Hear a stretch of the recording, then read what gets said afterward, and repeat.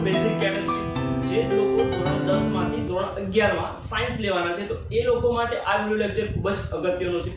Basic કેમિસ્ટ્રીમાં જે તમે અગાઉના સ્ટાન્ડર્ડમાં એટલે કે ધોરણમાં ભણીને આવ્યા છો એવા ટોપિક છે આપણે ટોપિક કવર કરીશું, જેમ કે 1 થી 30 એલિમેન્ટ આપણે એટલે 1 થી 30 તત્વોના નામ જોઈશું આપણે, પછી એના આણ્વીય દળ જોઈશું, પછી આણ્વીય દળ પછી એના પછી એમાં રહેલા ઇલેક્ટ્રોન, પ્રોટોન અને ન્યુટ્રોન અને એની ઇલેક્ટ્રોન રચના જે આપણે અગાઉના સ્ટાન્ડર્ડમાં ભણીના KML ના આધારે નક્કી કરીશું, અને એમાં રહેલા સંયોજકતાના આધારે એનું સૂત્ર જે છે આપણે રાસાયણિક સૂત્ર લખીએ છીએ. સપોઝ H2SO4 તો હાઇડ્રોજન બેઝ સલ્ફર એક, પછી SO4 -2 સંયોજકતા લખીએ તો કેવું એવું જે છે એ સૂત્ર કેમ H2SO4 જ બને છે. NaCl નું મીઠું છે એને NaCl કેમ લખાય, Na2Cl2 કેમ ના લખાય, H2O તો પાણી, તો પાણીને કેમ આપણે H2O જ લખીએ છીએ, H2O2 કાં તો H3O3 એવું કેમ ના લખાય, તો સૂત્ર છે, સૂત્ર આપણે જોઈશું. તો આ 5 ટોપિક છે અને છેલ્લો ટોપિક એના આધારે મોલ જે છે આપણે જોઈશું, જે તમને 11th માં ઉપયોગી થશે. તો આ જે છે આપણો લેક્ચર જે છે ધોરણ 10 માંથી 11 માં જે લોકો આયા છે એના માટે તો અગત્યનો છે. તો આ પહેલું લેક્ચર છે આપણી જે રેગ્યુલર બેચ છે, રેગ્યુલર બેચનું આ પહેલું લેક્ચર ધોરણ 11 માટેનું, અને આ લેક્ચર છે એ લોકો જે અત્યારે 11th માં છે અને 11th માંથી 12th માં આવ્યા છે અને 12th પાસ કરેલા છે એમને પણ આ લેક્ચર છે ઉપયોગી થશે. જે વસ્તુ છે રિવાઇઝ થઈ જશે. તો સ્ટાર્ટ કરીએ આપણે આજનો લેક્ચર. તો પહેલા જોઈશું આપણે 1 થી 30 તત્વો. 1 થી 30 તત્વો તમને પહેલા તો ખબર હોવા જોઈએ, બરાબર. આપણે એ રિએક્શન લખી લે ધોરણ 10 માસ પ્રમોશન અને એમાંથી ડાયરેક્ટ આપણે પ્રોડક્ટ મળી આપણને 11th સ્ટાન્ડર્ડ. તો આ હતી આપણે આજની રિએક્શન. પહેલું આપણે 1 થી 30 તત્વો તમને ખબર હોવી જોઈએ. 1 થી 20 તત્વો છે એના નામ અને એની સંજ્ઞા આપણે લખી નાખીએ. પહેલું તત્વ છે જેને આપણે હાઇડ્રોજન કહીએ છીએ, બીજું તત્વ જેને હિલિયમ કહીએ છીએ, ત્રીજું તત્વ જેને લિથિયમ કહીએ છીએ, ચોથું તત્વ બેરિલિયમ, પાંચમું તત્વ બોરોન, છઠ્ઠું તત્વ છે કાર્બન. તો hydrogen, helium, lithium, beryllium, boron અને કાર્બન. સાતમું તત્વ છે નાઇટ્રોજન, આઠમું તત્વ ઓક્સિજન, નવમું તત્વ ફ્લોરિન, 10મું છે જે છે નિયોન, 11 છે સોડિયમ અને 12મું તત્વ જેને આપણે મેગ્નેશિયમ એટલે કે Mg કહીશું. તો 12 સુધી તત્વો લખ્યા આપણે. હાઇડ્રોજનનો સિમ્બોલ એટલે સંજ્ઞા H, હિલિયમની He, lithium Li, beryllium B, boron capital B, carbon capital C, nitrogen capital N લખીશું, oxygen O, fluorine F, neon Ne, sodium Na, એનું લેટિન નામ નાઇટ્રિયમ છે એના આધારે એનું નામ Na લખ્યું છે સોડિયમ. તો Na કેવા, મેગ્નેશિયમ તો Mg. 13મું તત્વ છે આપણી જોડે જેને આપણે એલ્યુમિનિયમ કહીએ છીએ Al. 14મું તત્વ સિલિકોન જેની સંજ્ઞા થાય Si. 15 છે જેને કહીએ છીએ ફોસ્ફરસ, 15મું તત્વ ફોસ્ફરસ. 16મું તત્વ સલ્ફર. 17મું છે એને આપણે ક્લોરીન કહીશું Cl. અને 18મું છે એને આપણે આર્ગોન એટલે કે Ar કહીશું. તો 13મું aluminium, silicon Si, phosphorus P, sulphur S, chlorine Cl અને આર્ગોન Ar લખીશું. 19મું તત્વ જેને પોટેશિયમ, જેને લેટિન નામ કેલિયમ એના પરથી સિમ્બોલ આવ્યો K. પોટેશિયમ એનું લેટિન નામ થાય કેલિયમ એટલા માટે K સિમ્બોલ વાપર્યો. પછી 20મું તત્વ જેને આપણે કેલ્શિયમ Ca, કેલ્શિયમ જેને Ca કહેવાશે. તો આ થઈ ગયા 1 થી 20 તત્વો. ફરી એકવાર જોઈ લઈએ.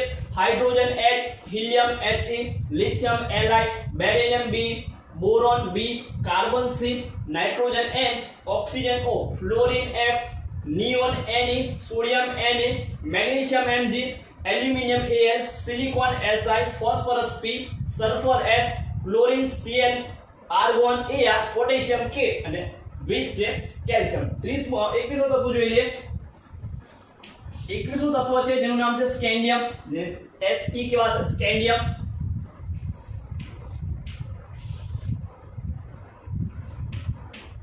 Ti ટાઇટેનિયમ, તો ટાઇટેનિયમ લખેલું હશે ટાઇટેનિયમ Ti. પછી 23મું છે V જેને વેલેડિયમ કહેવાશે, V જેને વેલેડિયમ. આને કહેવાય છે chromium, Cr chromium, scandium, titanium, vanadium અને chromium. Scandium Sc, titanium Ti, vanadium V અને ક્રોમિયમ એટલે Cr. 25મું તત્વ ક્રોમિયમ પછીનું જે તત્વ મેંગેનીઝ જેને Mn કહેવાશે, મેંગેનીઝ જેને Mn કહેવાશે. પછી 26મું તત્વ છે જેને આયન એટલે કે Fe, આયન જેને Fe કહેવાશે. 27 છે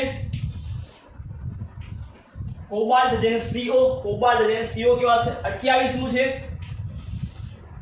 Ni, નિકલ કહેવાશે. 29મું તત્વ જેને કોપર Cu કહીશું.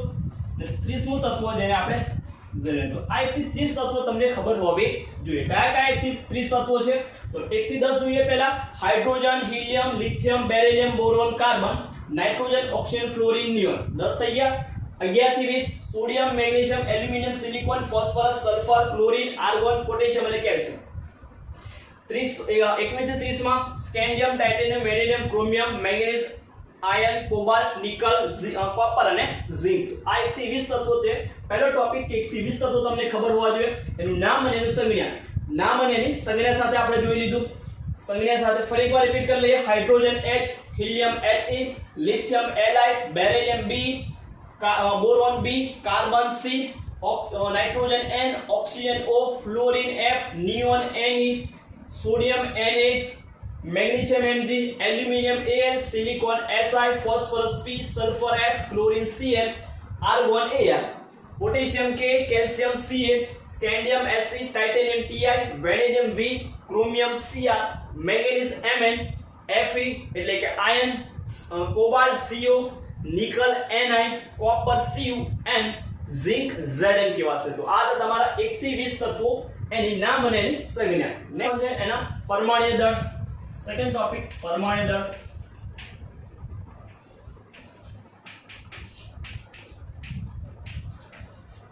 પરમાણુ દળ એટલે જે પણ તત્વો છે તત્વોનું એક સ્પેસિફિક દળ છે જે તમે 11th માં ડિટેલમાં ભણશો. તો સ્પેસિફિક દળ છે એટલે કે ચોક્કસ એક દળ છે. જે ચોક્કસ દળ છે આપણે એને વેલ્યુ છે, વેલ્યુ આપણે થોડી યાદ રાખવાની છે. કઈ કઈ તત્વોની યાદ રાખવાની છે? તો હાઇડ્રોજન માટે તમારે યાદ રાખવાનું છે. તો હાઇડ્રોજન માટે તમારે યાદ રાખવાનું પરમાણુ દળ 1. પછી કાર્બન નું યાદ રાખવાનું છે તમારે 12. પછી નાઇટ્રોજન છે 14. ઓક્સિજન છે એનું પરમાણુ દળ છે 16. ઓક્સિજન નું 16 યાદ રાખીશું આપણે. ઓક્સિજન પછી આપણે યાદ રાખવાનું છે સોડિયમ જેનું થાય 23. મેગ્નેશિયમ 24. મેગ્નેશિયમ નું પરમાણુ દળ કેટલું થાય? 24 થાય. મેગ્નેશિયમ પછી તમારે યાદ રાખવાનું છે એલ્યુમિનિયમ 27. મેગ્નેશિયમ પછી એલ્યુમિનિયમ નું કેટલું છે? 27 છે. સલ્ફર 32 છે. સલ્ફર. ક્લોરીન નું યાદ રાખવાનું. ક્લોરીન નું આવે 35.5. આ પોઈન્ટમાં હશે 35.5 છે. ક્લોરીન પછી તમારે યાદ રાખવાનું છે પોટેશિયમ નું 39 અને કેલ્શિયમ જે છે એ 40. કેલ્શિયમ છે કેટલું? 40. તો આટલા છે એનું પરમાણુ દળ તમારે યાદ રાખવાનું છે. જેનો એકમ છે પાછળ U આવે. શું આવે? યુનિફાઈડ માસ એટલે કે U એનો એકમ છે.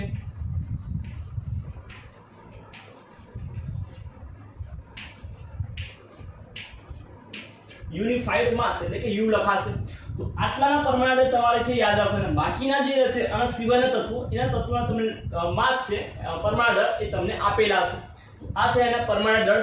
Hydrogen 1, carbon 12, nitrogen 14, oxygen 16, sodium 23, magnesium 24, aluminium 27, sulphur 32, chlorine 35.5, potassium એટલે કે K 39 અને કેલ્શિયમ 40. નેક્સ્ટ ટોપિક એમાં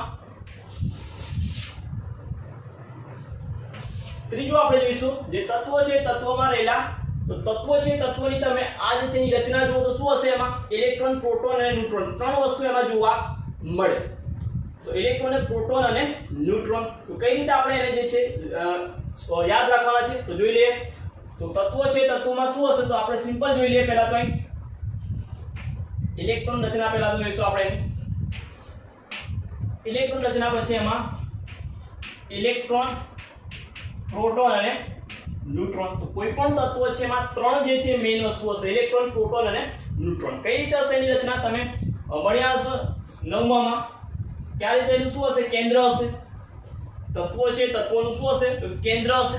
કેન્દ્રમાં શું હશે? તો કેન્દ્રમાં બે વસ્તુ હોય. કેન્દ્રમાં એક પ્રોટોન હશે, બીજું શું હશે? ન્યુટ્રોન હશે. જ્યારે ઇલેક્ટ્રોન છે શું હશે? તો કેન્દ્રની આજુબાજુ આ રીતે ફરતો હશે. પહેલું છે એને k નામ આપ્યું તો આપણે, પછી શું નામ આપ્યું હતું? k પછી n. આ રીતે નામ આપેલા k l. તો ઇલેક્ટ્રોન જે છે એના આધારે આપણે લખ્યું. હવે કેટલા ઇલેક્ટ્રોન હશે, કેટલા પ્રોટોન હશે આપણે કઈ નક્કી કરીશું? તો યાદ રાખીશું જે નંબર લખ્યો તો આપણે પહેલો, એને કહેવાય એનો પરમાણુ ક્રમાંક. શું કહેવાશે? એનો પરમાણુ ક્રમાંક.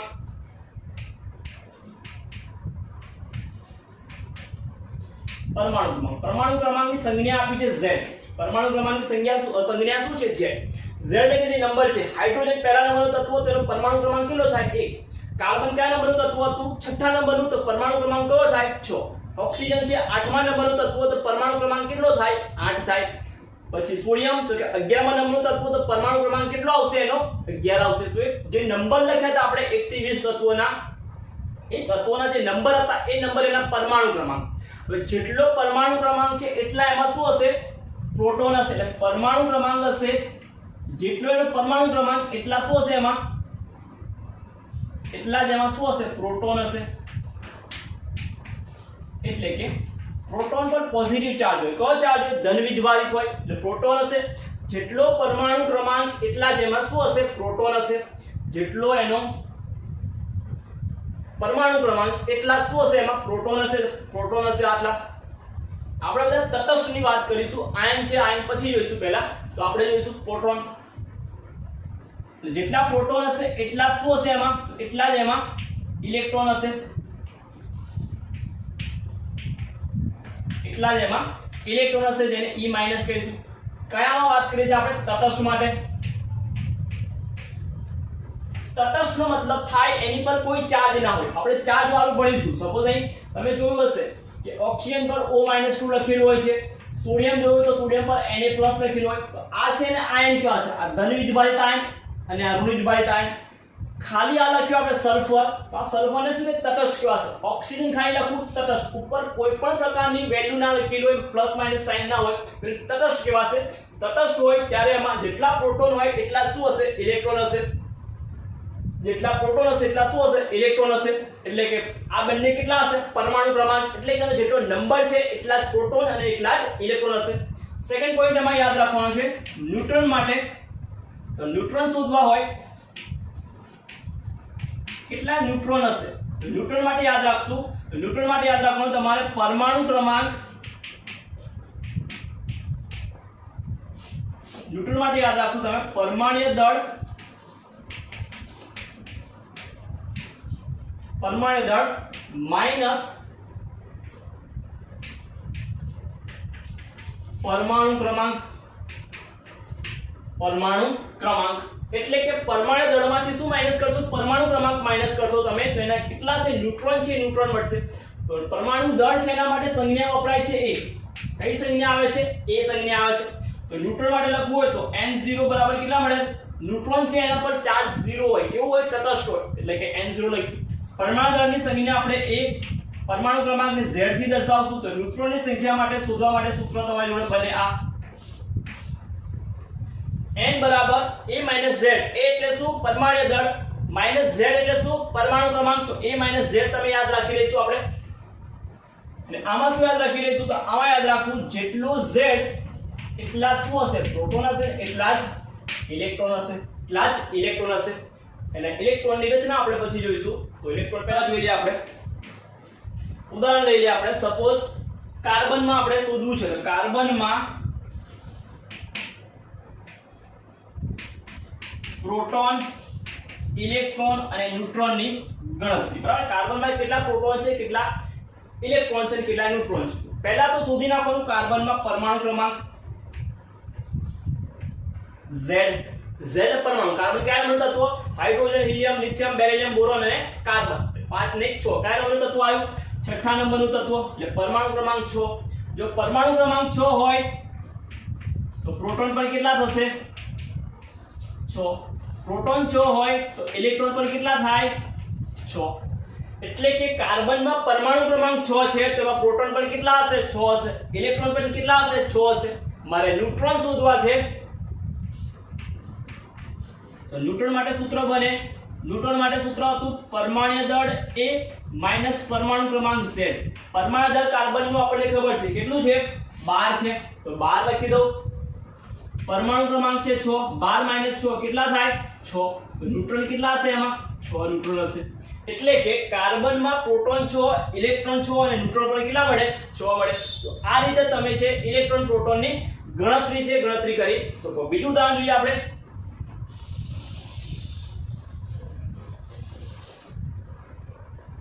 લઈ લઈએ બીજું ઉદાહરણ આપણે કેલ્શિયમ લઈ લઈએ કેલ્શિયમમાં આપણે પ્રોટોનની સંખ્યા શોધવી છે તો પ્રોટોનની સંખ્યા શું આવશે તો કેલ્શિયમમાં પરમાણુ ક્રમાંક Z બરાબર તમને ખબર કેલ્શિયમ કયા નંબરનું તત્વ છે 20મા નંબરનું તત્વ છે 20મા નંબરનું તત્વ છે તો પ્રોટોનની સંખ્યા કેટલી આવશે Z જેટલી જ આવશે ને 20 આવશે ઇલેક્ટ્રોન કેટલા આવશે તો P જેટલા જ આવે P કેટલા છે 20 તો ઇલેક્ટ્રોન પણ કેટલા થાય 20 થાય ન્યુટ્રોન માટે શું થાય તો ન્યુટ્રોન માટે સૂત્ર બને પરમાણ્વીય દળ કેલ્શિયમનું કેટલું થાય 40 40 માંથી કેટલા માઈનસ કરવાના 20 એટલે કે 40 - 20 કેટલો જવાબ મળે 20 તો 20 શું હશે એમાં ન્યુટ્રોન હશે તો આ રીતે તમે કોઈ પણ તત્વ છે તત્વોના ઇલેક્ટ્રોન પ્રોટોન અને ન્યુટ્રોન છે શોધી શકશો તો આ તો તમારે સેકન્ડ પોઈન્ટ ત્રીજો પોઈન્ટ ઇલેક્ટ્રોન પ્રોટોન અને ન્યુટ્રોન છે એને આપણે કઈ રીતે શોધી શકાય તો આ તેને જે છે ઇલેક્ટ્રોન પ્રોટોન શું હશે તો પ્રોટોન જે છે એ પરમાણુના કેન્દ્રમાં હશે પ્રોટોન અને ન્યુટ્રોન જ્યારે ઇલેક્ટ્રોન છે કેન્દ્રની આજુબાજુ આ રીતે વર્તુળાકાર પથ પર શું કરતો હશે ભ્રમણ કરતો હશે ફોર્થ ટોપિક છે આપણું સંયોજકતા અને એના પરથી રાસાયણિક સૂત્રો ટોપિક છે આપણું સંયોજકતા સંયોજકતાના આધારે આપણે રાસાયણિક સૂત્રોને બનાવશું સંયોજકતા એટલે શું તો સંયોજકતા એટલે જે પણ તત્વો છે તત્વોની બીજા તત્વો સાથે જોડાવાની ક્ષમતા સિમ્પલ ભાષામાં લખીએ સંયોજકતાની વ્યાખ્યા શું લખાય તો સંયોજકતા એટલે શું તો સીધું યાદ રાખજો આપણે એની જોડાવવાની ક્ષમતા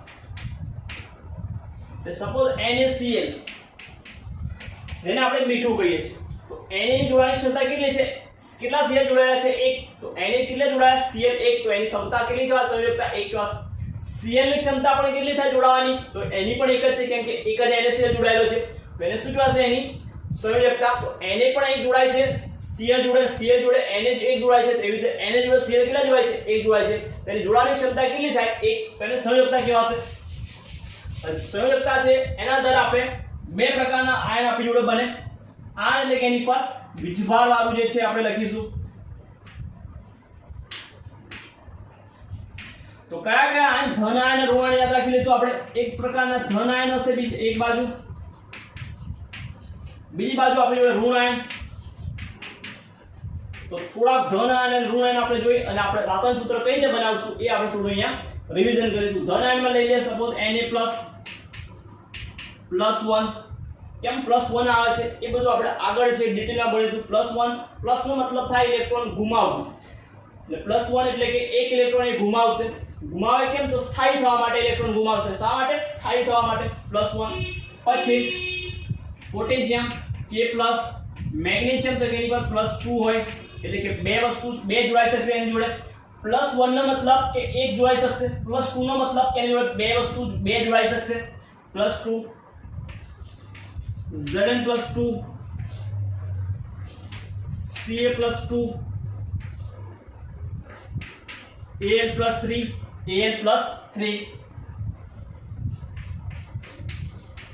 NH4+ અને એમોનિયમ આયન કહેવાશે શું કહેવાશે એમોનિયમ આયન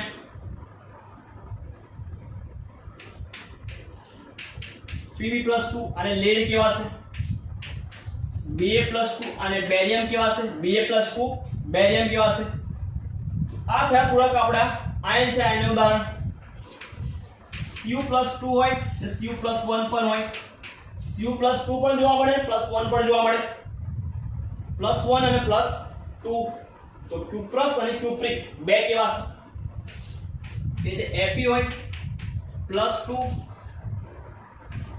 અને Fe+3 +3 છે એને ફેરિક અને આને ફેરસ કહેવાશે, ફેરિક અને ફેરસ.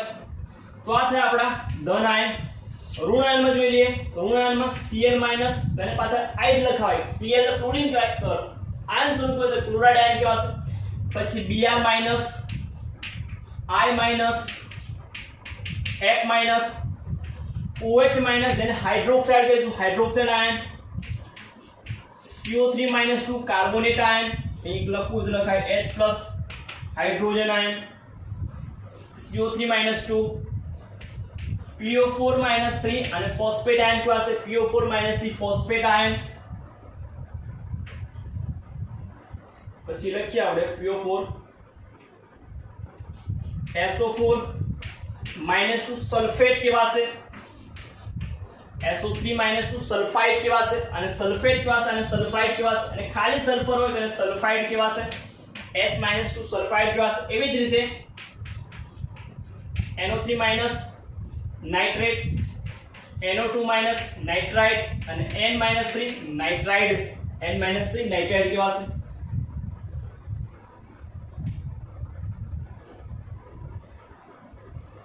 હવે આટલા આપણે અત્યારે યાદ રાખી લઈએ. તો આ તમારા નેગેટિવ એટલે કે ઋણ આયન અને ધન આયન. હવે આના પરથી આપણે સૂત્ર છે, સૂત્ર કઈ રીતે બનાવશું તો એ સૂત્ર બનાવવાની આપણે થોડું જોઈ લઈએ.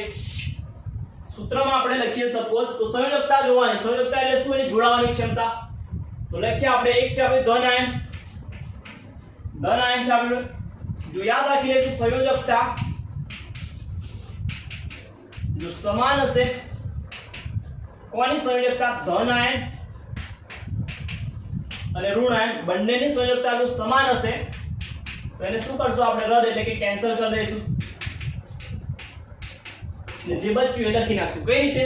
તો સપોઝ આવ્યું છે Na+ અને Cl-. આ બેને કમ્બાઈન કરી સૂત્ર બનાવવું છે. કઈ રીતે બનશે? તો ઉપર જુઓ સંયોજકતા +1 છે -2 છે, સોરી -1 છે, +1 -1 બે સમાન છે તો કેન્સલ કરો, +1 -1 કેન્સલ. શું બને સૂત્ર? NaCl. માટે આપણે NaCl લખીએ છીએ, ના કે Na2Cl2. NaCl કેમ બને સૂત્ર? તો બંનેની સંયોજકતા સમાન છે, +1 -1 કેન્સલ કરો, સૂત્ર શું બને? NaCl. લઈ લઈએ બીજું ઉદાહરણ આપણે Al+3 PO4- +3 સંયોજકતા બંનેની કેવી સમાન છે? +3 - કેન્સલ કરો. બાકી રહ્યું લખો, શું બાકી રહ્યું? AlPO4 જેને એલ્યુમિનિયમ ફોસ્ફેટ કહેવાશે. શું કહેવાશે? એલ્યુમિનિયમ અને પાછળ PO4 ને ફોસ્ફેટ તો એલ્યુમિનિયમ ફોસ્ફેટ. તો આ રીતે જ્યારે સંયોજકતા સમાન હોય તો એને કેન્સલ કરી ને જે બચે એ લખવાનું. તો તમારા સીધી સૂત્ર બની જાય AlPO4. સેકન્ડ આપણે જો સંયોજકતા અસમાન હોય તો જો સંયોજકતા જુદી જુદી હોય એટલે બંનેની સંયોજકતા જુદી હોય, પ્લસ આયનની કંઈક અલગ હોય, ઋણ આયનની કંઈક અલગ હોય, ત્યારે શું કરશું? તો ત્યારે આપણે યાદ રાખીશું ક્રોસ કરવાનું. શું કરશું? ક્રોસ. ક્રોસ એટલે શું? તો જોઈ લઈએ આપણે. એક બાજુ છે Mg+2,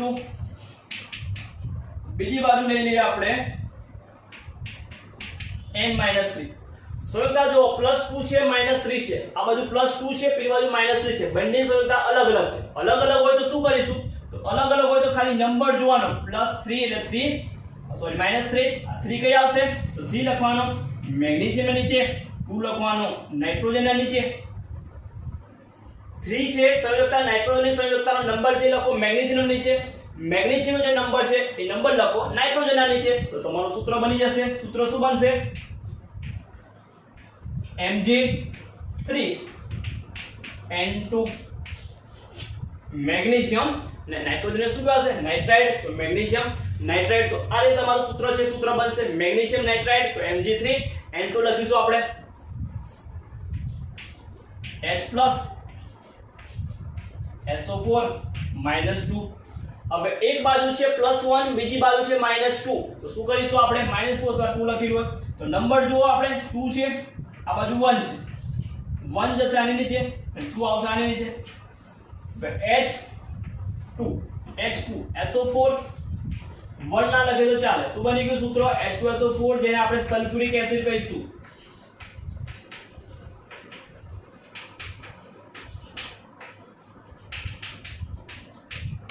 સલ્ફ્યુરિક એસિડ. તો આ હતું તમારે સલ્ફ્યુરિક એસિડનું સૂત્ર, જેને હાઇડ્રોજન સલ્ફેટ કહેવાશે. શું કહેવાશે? Hydrogen sulphate.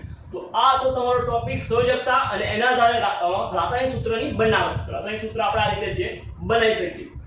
આ ટોપિક આપણે જોઈ લઈએ. એમાં મોલ. મોલ શું હશે? મોલ એટલે કે જે રાસાયણિક પ્રક્રિયામાં જે પ્રક્રિયક આપણે ભાગ લેશે એ પ્રક્રિયક છે, પ્રક્રિયાને દર્શાવવા માટે વૈજ્ઞાનિકો એક એકમ આપ્યો જેને મોલ કહેવાશે. પદાર્થનો જથ્થો દર્શાવવા માટે. શું કહેવાશે એને? પદાર્થનો જથ્થો દર્શાવવા માટે.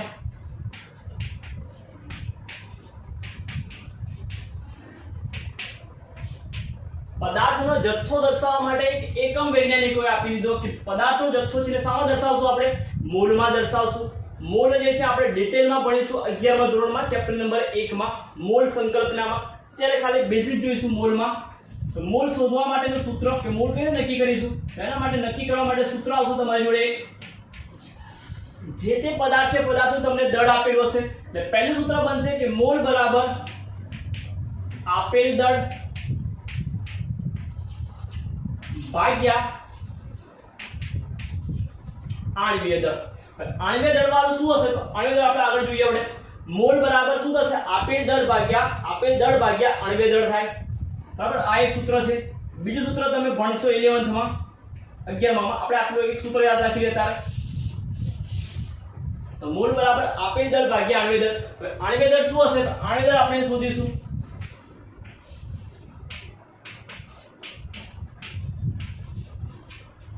આણ્વીય દળ તમને જે પરમાણુ હતા એ પરમાણુ ભેગા થઈને એક સૂત્ર બન્યું હતું. જેમ કે NaCl, તો Na+Cl- Na નું પરમાણુ દળ હતું 23, Cl નું હતું 35.5. તો આખો અણુ બનશે NaCl. તો એનું એક આખું દળ બનશે જેને શું કહેવાય? એનું આણ્વીય દળ. એટલે કે અણુમાં રહેલા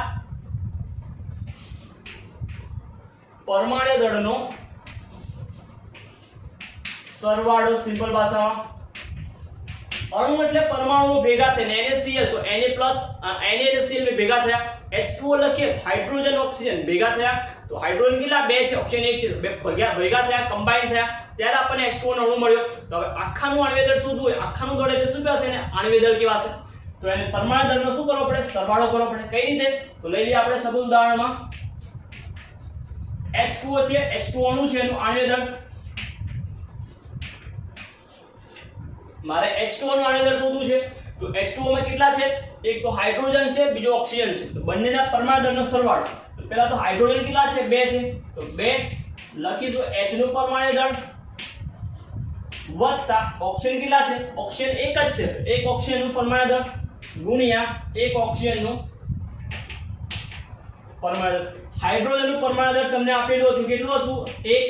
ઓક્સિજન નું હતું 16. તો 1 ગુણ્યા 16, 2 એકા 2 અને 1 ગુણ્યા 16 18 એકમ. આનો પણ યુ લખીશું ગ્રામ પર મોલ અથવા તો યુનિફાઈડ માસ કહેવાશે.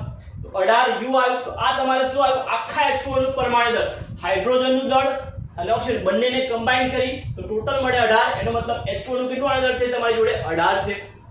લઈ લે બીજું ઉદાહરણ. મારે H2SO4 નું આણ્વીય દળ શોધવું છે. H2SO4 નું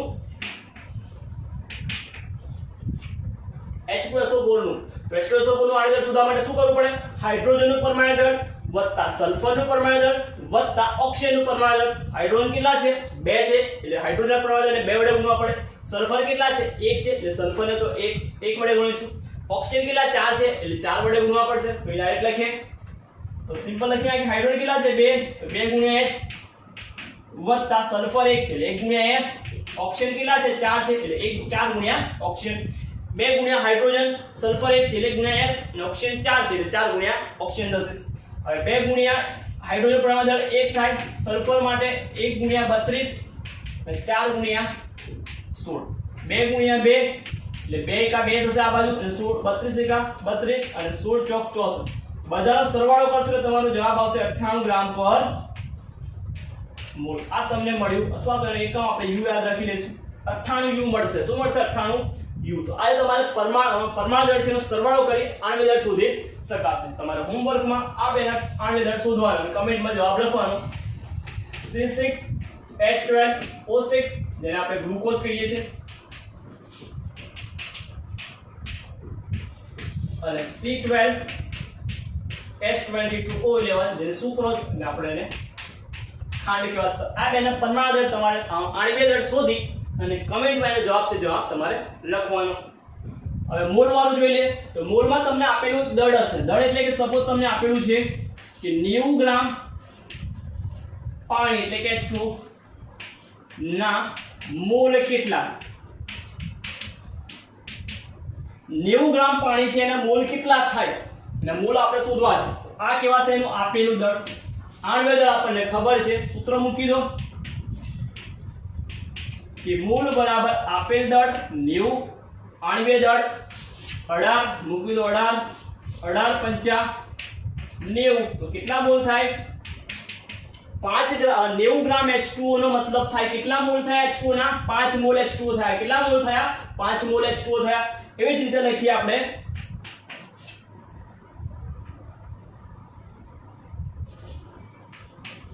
176 ગ્રામ અથવા તો 49 ગ્રામ આપણી જોડે H2SO4 છે તો H2SO4 ના મોલ કેટલા. તો H2SO4 ના તમારે મોલ શોધવા છે. 49 ગ્રામ છે અને મોલમાં મારે રૂપાંતર કરવું છે કે કેટલા મોલ થાય.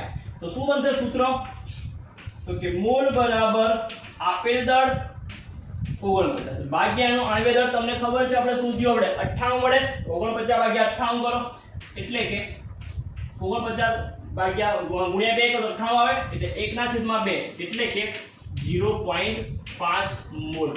એટલે કે 49 ગ્રામ H2SO4 હોય તો એના કેટલા મોલ લખાશે 0.5 મોલ તમને જવાબ મળે. તો આ તો તમારા બેઝિક જે છે કેમિસ્ટ્રીમાં અગત્યના ટોપિક એ ટોપિક આપણે રિવાઇઝ કરવું. કોઈ ડાઉટ હોય તો કમેન્ટ કરજો. આ હતું તમારે 11th નું પહેલું લેક્ચર. હવે પછીનું નેક્સ્ટ લેક્ચર જે છે એ લાઈવ લેક્ચર હશે જેમાં આપણે ચેપ્ટર નંબર 1 રાસાયણિક વિજ્ઞાનની જે પાયાની સંકલ્પનાઓ છે એ ચેપ્ટર સ્ટાર્ટ કરીશું. લાઈવ લેક્ચર ટાઈમ ટેબલ તમને આજે મળી જશે. તો 11th નું ટાઈમ ટેબલ મળી જશે અને 12th નું પણ જે છે એ પણ લાઈવ લેક્ચર સ્ટાર્ટ કરશું જેમાં ચેપ્ટર નંબર 2 જે આપણે 11th ની જે રેગ્યુલર બેચ છે એટલે 11th અને 12th ની 11th જે 10th માંથી 11th માં આયા છે માસ પ્રમોશન અને બીજી છે જે 11th માંથી 12th માં આયા છે એ પણ માસ પ્રમોશન. તો બંનેના જ આપણે માસ પ્રમોશન બેચ નામ આપી દઈશું. માસ પ્રમોશન બેચ જેમાં 11th નું આપણે ચેપ્ટર નંબર 1 સ્ટાર્ટ કરીશું અને 12th માં ચેપ્ટર નંબર 2 સ્ટાર્ટ કરીશું. આ રાસાયણિક પાયાની સંકલ્પના અને આ છે તમારું ગ્રાઉન્ડ. બંને છે લાઈવ લેક્ચર લઈશું આપણે જેનું ટાઈમ ટેબલ તમને આજે છે મળી જશે. તો એના માટે તમારે ટેલિગ્રામ અને WhatsApp ગ્રુપ છે એ જોઈન કરી લેજો. આ ડિસ્ક્રિપ્શનમાં તમને ટેલિગ્રામ ગ્રુપ ચેનલ અને WhatsApp ગ્રુપ છે એની લિંક મળી જશે. તો લિંક જે છે એમાંથી ક્લિક કરી જોઈન થઈ જજો જેથી તમને રેગ્યુલર જે અપડેટ મળતી રહેશે દરરોજ. એટલે કે ડેઈલી લેક્ચર છે લાઈવ લેક્ચર સ્ટાર્ટ કરીશું આપણે જેમાં 11th માં પણ NCERT plus competitive exam lecture આપણે કઈ રીતે સેટ કરીશું. તો લેક્ચરમાં આપણે જોઈશું એક તો NCERT કમ્પ્લીટ કરીશું આપણે પ્લસ જે પણ ટોપિક જે નીટ માટે જરૂરી છે નીટ માટે NCERT સિવાયના NCERT માં જે ટોપિક આવશે જે નીટ માટે જરૂરી છે એ તો આપણે એને અંડરલાઈન અથવા તો એ તો કરીશું. એ સિવાયના પણ જે પણ ટોપિક આવશે નીટ માટે JEE માટે અથવા તો ગુસેટ માટે ત્રણેની તૈયારી તમારે અત્યારથી સ્ટાર્ટ થઈ જશે આ લેક્ચરથી. તો ડેઈલી આપણે 11th અને 12th ના એક લેક્ચર જે છે એક ટોપિક આ તો બબ્બે ટોપિક છે આપણે લાઈવ એનું જે છે સ્ટાર્ટ કરીશું. NCERT નીટ JEE અને ગુસેટ તો આ ત્રણ તૈયારી તમારી કોમ્પિટિટિવ એક્ઝામની અને પ્લસ NCERT એટલે કે બોર્ડ ત્રણ છે બોર્ડ પ્લસ કોમ્પિટિટિવ એક્ઝામ તમારું બધું જ આ લેક્ચર છે લેક્ચરમાં આપણે ચાલુ કરી દઈશું જેથી તમારે અત્યારથી જ આની તૈયારી છે